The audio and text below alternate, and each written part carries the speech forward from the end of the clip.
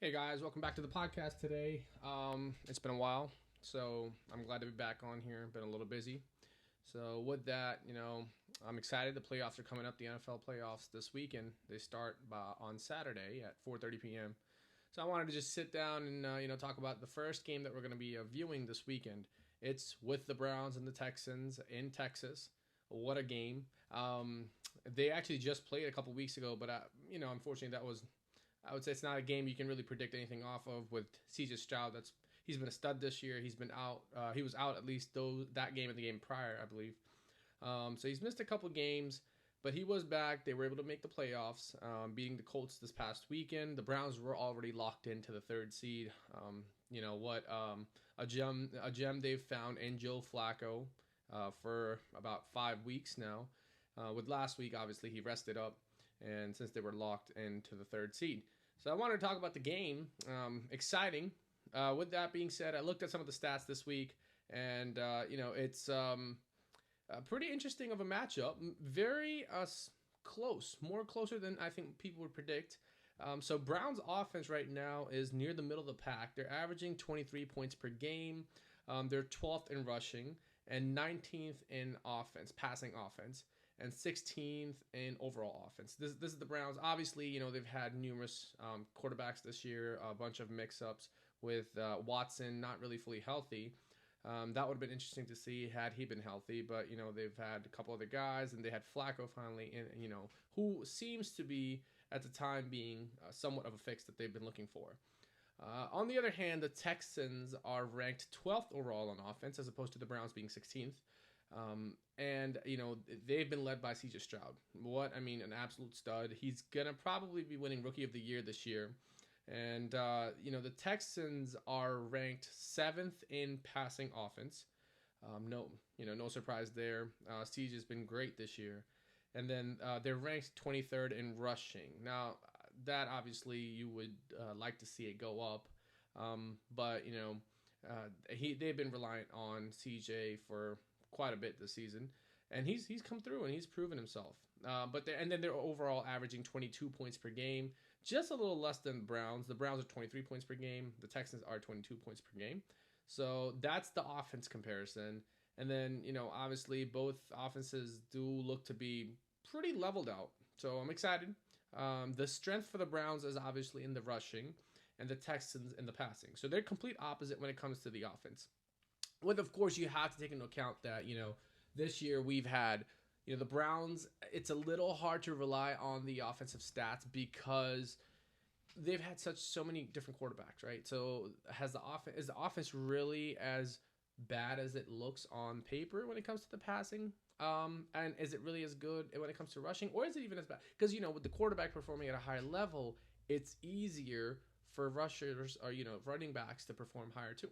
So I think we've seen a little bit more of what the Browns are like in the excluding last week, which they were resting their starters for the most part. The prior 4 weeks with Joe Flacco, they've dropped 30 points in 3 out of the 4 games. Aside from his first game, which was against the Rams, they lost.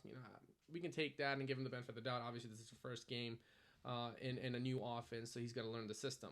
But after that, the next 4 games, 4-0, and they've dropped 31 plus points in every game except the one. They still won that. It was 21-17, I believe, and that was a close one, but they ended up winning that one too. That being said, of course, now we look at the defenses. So defenses really give you a better idea, how they'll match up against each other's offenses. We've talked about against the Browns and the Texans and their, where their offensive strengths are. Now the Browns outranked overall number one in defense, which it's a great stat, but it also can be a little misleading because they're number one in yards per game given up, right? But then they also give up 21 points per game. As to the Texans give up 21 points per game as well, but they're ranked 14th overall in defense. So sometimes I think you look at what overall defense and offense is. It's not as predictive of how good the defense or how poor the defense or offense can be. So the Texans and the Browns, a quick comparison with them. So Browns are ranked first overall, as we talked about. They do give up 21 points per game, but they're ranked first in passing defense, which is quite impressive. And that's the Texans' strength. They're actually seventh in passing offense.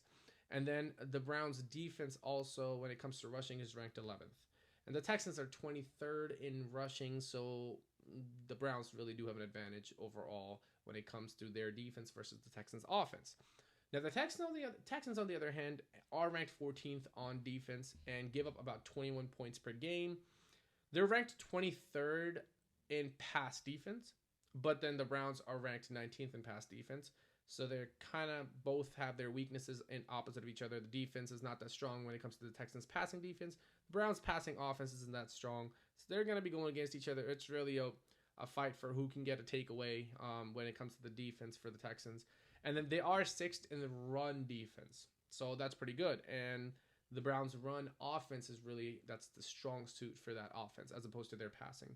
They're ranked, again, I think, what did we say? 12th in rushing, Browns on offense. But then Texans' defense is sixth when it comes to, rushing defense.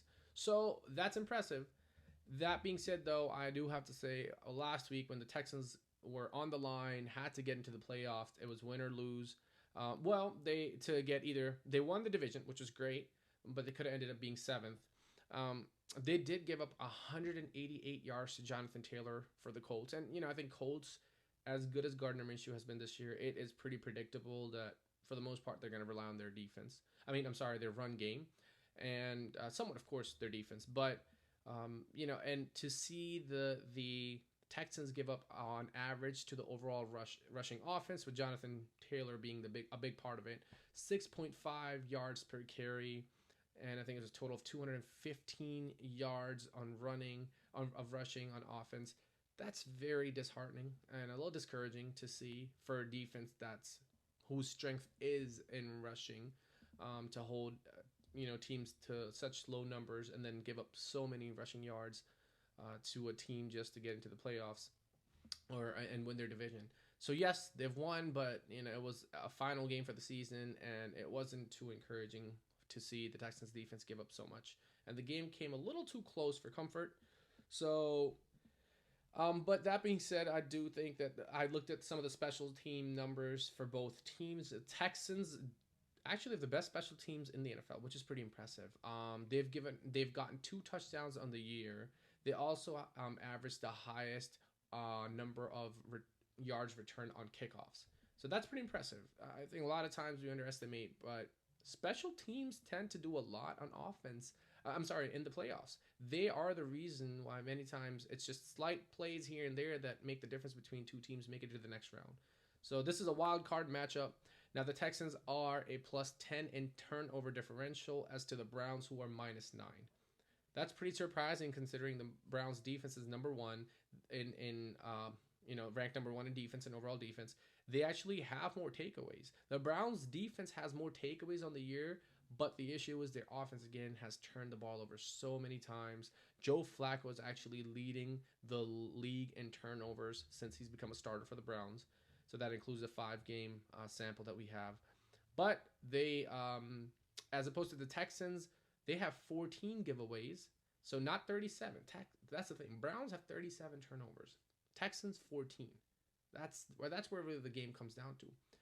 And the Texans actually gave away the ball the least this year in the league, 14. So pretty impressive. I think that's something to look at. A little hard to, this is where it's a little tricky to see. But that being said, this matchup looks to be great on paper. Very close in terms of offense and defensive stats. These teams faced each other in Week 16. Now Browns, again, I said, absolutely dismantled the Texans. But to be noted, C.J. Stroud did not play. The final score was 36-22, but the game was over much earlier. I think it was 36-10 at one point. I've got it actually playing right over here in the back. And then that being said, I think my only concern is with Flacco. As we mentioned, he's been leading the league in turnovers since becoming a starter for the Browns, and now that's a 5-game sample. I think it's a double-digit or close to double-digit turnovers that he's had in 5 games. But again, leading his team to 30 points at least on offense in the 3 out of the 4 games that he's won, and that outside of his first game as a starter. So they've been 4-0 after facing the Rams in his first game. So I'm not too confident with the Texans giving defense giving up that many rushing yards to Jonathan Taylor last week.